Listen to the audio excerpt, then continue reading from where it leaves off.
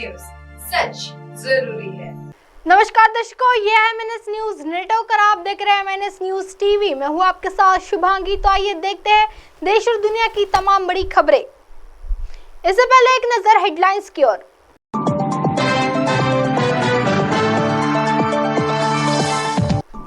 घूंघट हटाकर लोगों के बीच पहुंची कमलनाथ की बहू, दल बदलों पर बोला हमला। बदायूं में सीएम योगी के कार्यक्रम के मंच पर रोने लगी सांसद संघमित्रा। क्या हमारे हाथ में आईटी, ईडी या सीबीआई है? जयराम रमेश।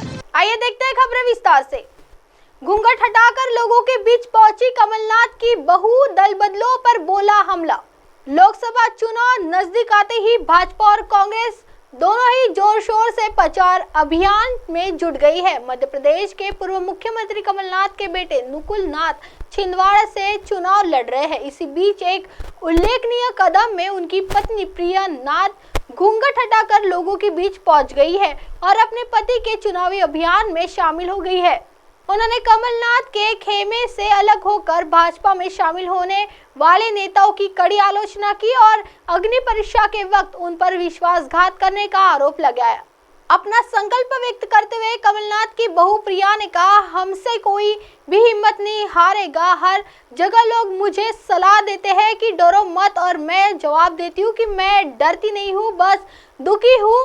यह देखकर निराश होती है कि पिताजी कमलनाथ जिन्हें अपना मानते थे, जिन पर हमने विपत्ति के समय भरोसा किया था, उन लोगों द्वारा हमें धोखा दिया जा रहा है। हालांकि हमारी ताकत अटूट बनी हुई है। अपने स्थानीय बंधन पर जोर देते हुए प्रिया ने पुष्टि की कि हम 44 साल से एक साथ हैं और वो शक्ति पैदा नहीं हुई जो 44 दिनों में इस रिश्ते को तोड़ सके। हम एक नई क्रांति के साथ आगे बढ़ेंगे। गौरतलब है कि प्रिया नाथ पहले घूंघट में प्रचार करती थी, लेकिन अब वह बिना घूंघट के ही लोगों के साथ सीधे जुड़ी रही है। बताने कि हम में से कोई हिम्मत कभी नहीं हारेगा। मैं जहाँ जाती हूँ मुझे बोला जाता है, मेरे सारे परिवार के लोग मुझे बोलते हैं, मेरी बहनें बोलती है, मेरे भाई बोलते हैं, दीदी आप बिल्कुल मत डरना। और मैं बोलती हूँ, मेरी शक्ल में कोई भय लग रहा है आपको? मैं बिल्कुल नहीं डरी। दुख जरूर हुआ है, बहुत दुख हुआ है। जब मैं पिताजी कमलनाथ जी को देखती हूँ तो दुख होता है कि जिन्हें हमने अपना समझा, जिन्हें हमने हमेशा अपनी परिवार की तरह प्यार दिया, कमलनाथ जी ने आशीर्वाद दिया, जब उनकी अग्नि परीक्षा का समय आया तो उन्होंने धोखा दिया। तो दुख जरूर होता है, क्योंकि दिल से हमने उन्हें माना था। डर कतई नहीं है, क्योंकि हमारी असली ताकत, हमारी असली बल और शक्ति तो यहाँ उपस्थित है। और मैं आप सबकी आवाज बुलंद करने आई हूँ और आपको ये विश्वास दिलाने आई हूँ कि हम एक नई क्रांति के साथ आगे बढ़ेंगे। हम 44 साल से साथ थे, साथ हैं, और वो शक्ति नहीं पैदा हुई जो 44 दिन में ये रिश्ता खत्म कर दे। आप सभी का बहुत बहुत धन्यवाद। आइए बढ़ते अगली खबर की ओर। बदायूं में सीएम योगी के कार्यक्रम के मंच पर रोने लगी सांसद संघमित्रा। बदायूं क्लब मैदान में मंगलवार को मुख्यमंत्री योगी आदित्यनाथ ने भाजपा प्रत्याशी दिग्विजय सिंह शाक्य के समर्थन में प्रबुद्ध सम्मेलन को संबोधित किया। कार्यक्रम के मंच पर माध्यमिक शिक्षा राज्य मंत्री गुलाब देवी, सांसद संघमित्रा मौर्य समेत जिले के सभी जनप्रतिनिधि व पार्टी अधिकारी मौजूद रहे। मुख्यमंत्री के आने से पहले मंच पर उस समय असहमत स्थिति बन गई, जब राज्य मंत्री गुलाब देवी के पास बैठी सांसद संघमित्रा भावुक हो गई और फूट फूट कर रोने लगी। उनका वीडियो भी सामने आया है, जिसे लेकर चर्चा शुरू हो गई है कि बदायूं से टिकट कटने पर वह भावुक हुई है। हालांकि संघमित्रा ने इसकी वजह कुछ और ही बताई है। मुख्यमंत्री ने आगे आने से पहले कहा है वाक्य।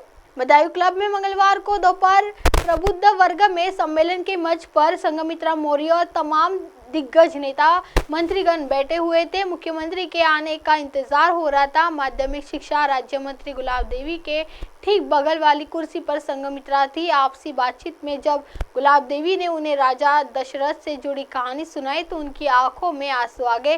मंच के सामने ही मीडिया के कैमरे में उनके आंसू कैद हो गए हैं। कुछ ही देर में सियासी हलकों में सवाल खड़े हुए हैं और चर्चाएं चल पड़ी है। आइए बढ़ते अगली खबर की ओर। क्या हमारे हाथ में आईटी, ईडी या सीबीआई है? जयराम रमेश। कांग्रेस नेता जयराम रमेश ने आईटी, ईडी और सीबीआई की कार्रवाई को लेकर बीजेपी पर निशाना साधा है। कांग्रेस सांसद जयराम रमेश ने कहा, क्या हमारे हाथ में आईटी, ईडी या सीबीआई है? क्या हम बड़े ठेके आवंटित कर रहे हैं? उन्होंने इन एजेंसियों का बहुत सारी शक्तियां दे रखी है, जिन पर उन्होंने आगे कहा, हम सत्ता में नहीं है, लेकिन जब होंगे तो लोकतांत्रिक तरीके से और संसदीय समितियों को शामिल करके हर चीज की समीक्षा करेंगे। हम भ्रष्टाचार से ईमानदारी से लड़ेंगे, क्योंकि हमारे इरादे नेक है। सुप्रीम कोर्ट के चुनाव आयोग को नोटिस पर उन्होंने कहा, सुप्रीम कोर्ट ने सकारात्मक कदम उठाया है। हालांकि हम पिछले 10 महीनों से समय की मांग कर रहे हैं, लेकिन उन्होंने इससे इनकार कर दिया है। हम सिर्फ अपनी मांगे रखना चाहते हैं, बाकी उस पर काम करना या न करना उनका अधिकार है। हम 100% वीवीपीएटी चाहते हैं। मुझे लगता है कि कोर्ट के नोटिस पर ईसीआई को इस मुद्दे को 19 अप्रैल से पहले हल करना चाहिए, न कि 4 जून के बाद। बिल्कुल सही है, पर क्या हमारे हाथ में इनकम टैक्स है? क्या हमारे हाथ में सीबीआई है? क्या हमारे हाथ में ईडी है? क्या हम बड़े बड़े ठेके दे रहे हैं? जब मैं ठेके की बात करता हूं, ये राज्य के स्तर के ठेके नहीं है।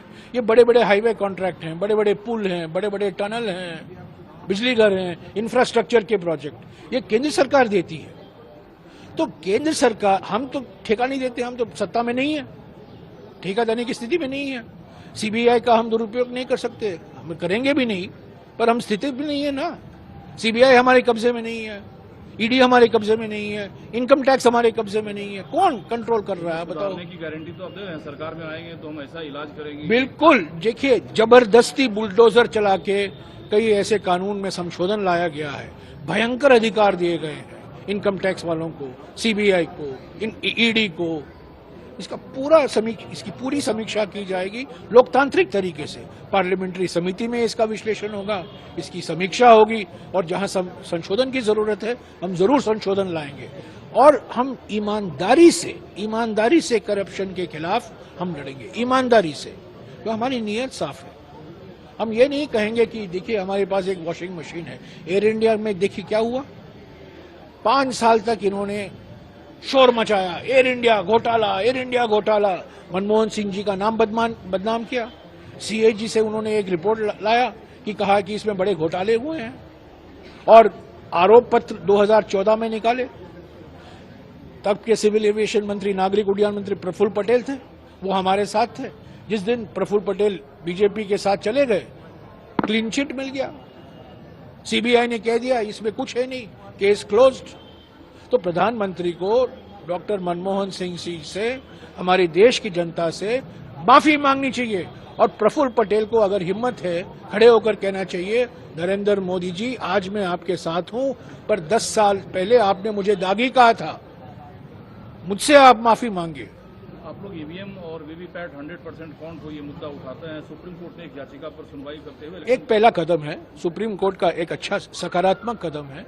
हम ये मांग कर रहे हैं, हालांकि 10 महीने से इलेक्शन कमीशन ने हमसे मिलने तक इनकार कर दिया है। हमारी मांग है, हमें 15 मिनट का समय दीजिएगा, हम अपनी मांग आपके सामने रखेंगे। जो आप करेंगे वो आपकी मर्जी है, अधिकार आपका है। हमारी मांग क्या है? 100% वीवीपैट हो, ईवीएम का इस्तेमाल कीजिए। हालांकि सभी देशों में नहीं हो रहा है, पर आप ईवीएम का इस्तेमाल कीजिए, पर इसके साथ साथ 100% वीवीपैट कीजिए।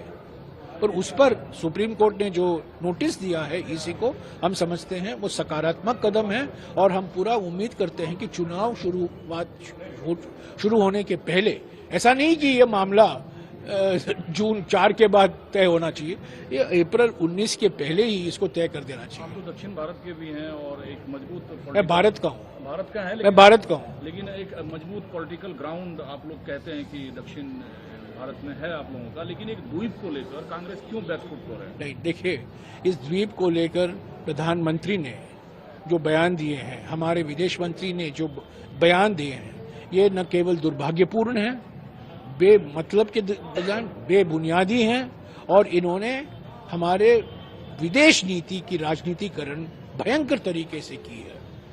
1974 में इंदिरा जी ने 6 लाख श्रीलंकन तमिल को भारतीय नागरिकता दी, उसकी बात ये नहीं करते। वैट्स बैंक एक जगह है, समुद्री जगह है, जहां तेल पाए जाने की गुंजाइश है, वो भारत के कब्जे में आएगी, वो भारत का एक हिस्सा बना, उसकी बात नहीं करते। ये जानते हैं, बीजेपी जानती है, प्रधानमंत्री जानते हैं, विदेश मंत्री जानते हैं, तमिलनाडु में उनका सफाया होने वाला है, कोई मुद्दा नहीं है और एक मुद्दा पैदा करने की कोशिश की जा रही है। मुख्यमंत्री ने कहा ये अब आप हमारे चैनल को आपके मोबाइल ऐप पर भी देख सकते हैं। मोबाइल ऐप पर देखने के लिए प्ले स्टोर से MNS news T apps download करें।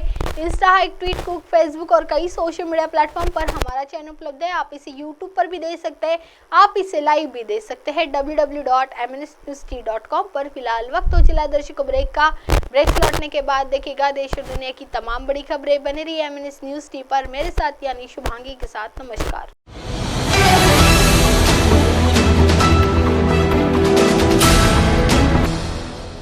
ये है MNS न्यूज नेटवर्क और आप देख रहे हैं MNS न्यूज।